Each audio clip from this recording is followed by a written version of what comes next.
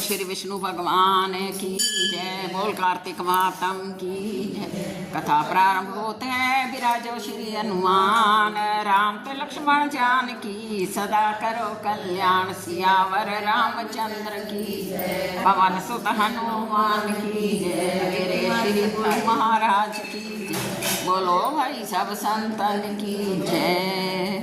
17वां अध्याय। सूची कहने लगे कि अब सब व्रतों में उत्तम मोक्ष को देने वाला, विष्णु का प्रिय और सबकी मनोकामना पूरी करने वाला एकादशी व्रत का महात्म कहते हैं। कृष्ण पक्ष की शुक्ल पक्ष दोनों एकादशियों को अन्न नहीं खाना चाहिए। एकादशी बालकों को माता के समान, रोगियों को औषधि के समान सबकी रक्षा करती है। एकादशी के व्रत से बड़े बड़े यज्ञों से भी अधिक फल मिलता है। एकादशी का व्रत करने वाला दशमी को एक समय भोजन करे, एकादशी को निराहार रहे और द्वादशी को भी एक समय भोजन करे।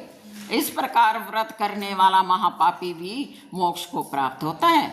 व्रत करने वाला प्रातः स्नान करके भगवान की पूजा करके धूप दीप नवेद भगवान के अर्पण करे, पुराणों की कथा श्रवण करे, रात्रि को जागरण करे। सत्य वचन वाला जो मनुष्य एकादशी की रात्रि को जागरण करता है वह फिर जन्म नहीं लेता। द्वादशी को प्रातः काल उठकर स्नान आदि करके भगवान की पूजा करे, ब्राह्मणों को भोजन करा के मौन होकर के भाई बंधुओं सहित आप भी भोजन करे। नारद जी कहते हैं कि गंगा के समान तीर्थ नहीं, माता के समान गुरु नहीं, विष्णु के समान देव नहीं, अन्न ना खाने के समान तप नहीं, वेद के समान शास्त्र नहीं, शांति के बराबर सुख नहीं, सत्य के बराबर ज्योति नहीं, कार्तिक के समान व्रत नहीं और ज्ञान के समान लाभ नहीं और एकादशी के समान व्रत नहीं। नारद जी कहने लगे कि अब भद्रशील और गालव का इतिहास कहते हैं। अनेक वृक्षों से युक्त, मृगों से शोभित, सिद्ध गंधर्वों से सेवित, कंद मूल फल और ऋषि समूह से युक्त नर्मदा के तट पर गालव ऋषि का आश्रम था। गालव के भद्रशील नाम का जितेंद्रिय पूर्व जन्म के स्मरण वाला विष्णु भगवान का भक्त पुत्र था।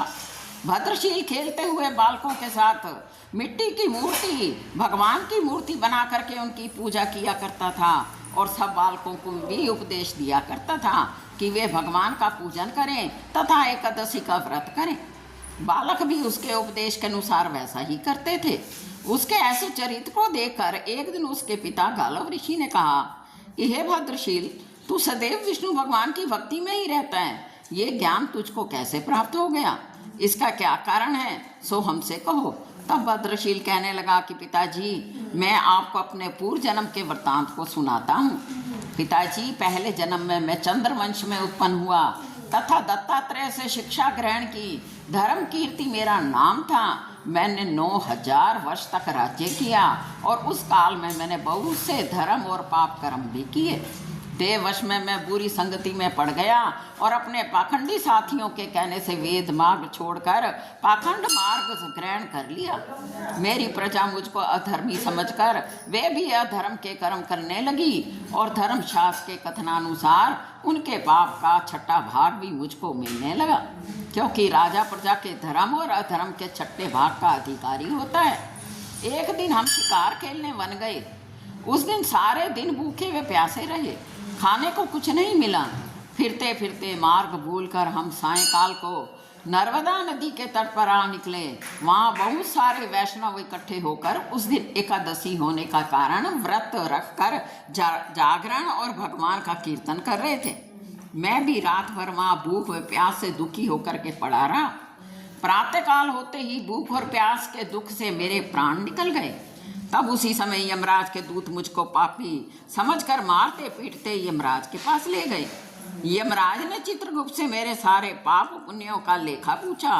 तब चित्रगुप्त ने विचार कर कहा कि यद्यपि ये बड़ा भारी पापी है, परंतु इसने एकादशी का व्रत किया है, उसी से इसके प्राण निकल गए हैं, इस कारण इसके सब पाप नाश को हो गए हैं। तब यमराज मेरे सामने खड़े होकर हाथ जोड़कर कहने लगे, क्षमा करें, हमसे भूल हो गई। ऐसा कह करके यमराज दंडवत नमस्कार करने लगे और अपने दूतों को धमका कर बोले कि मेरे वचनों को सुनो। जो मनुष्य भगवान का भक्त हो, जितेंद्रिय हो, कृष्ण गोविंद मुकुंद हरि शिव दामोदर जनार्दन, वासुदेव आदि भगवान के नामों का जाप करता हो, उनको तुम कभी भी हमारे पास मत लाओ। इसने एकादशी का चाहे अनजाने में ही व्रत किया, मगर उतने से ही इसके सारे पाप नाश हो गए। यमराज ने फिर मेरा पूजन किया और सुंदर विमान में बिठाकर विष्णु लोक को भेजा। हजारों वर्ष तक विष्णु लोक में रहकर फिर उतने ही वर्ष इंद्रलोक में रहा। इसके पश्चात इस पृथ्वी पर आकर आप जैसे तपस्वी के घर में जन्म लिया है। सो हे तात, इसी कारण से मैं सदैव भगवान विष्णु की पूजा में रत रहता हूँ और सदैव एकादशी का व्रत करता हूँ। पुत्र के ऐसे वचन सुनकर गालव ऋषि को बड़ी प्रसन्नता हुई और कहने लगे, मैं धन्य हुआ जो ऐसे विष्णु के भक्त ने मेरे घर में जन्म लिया है। सूची कहते हैं कि जो मनुष्य इस कथा को पढ़ता है या सुनता है वह भी विष्णु लोक को प्राप्त होता है। इति श्री कार्तिक मातम भाषा 17वां अध्याय समाप्त हुआ। बोल श्री विष्णु भगवान की जय।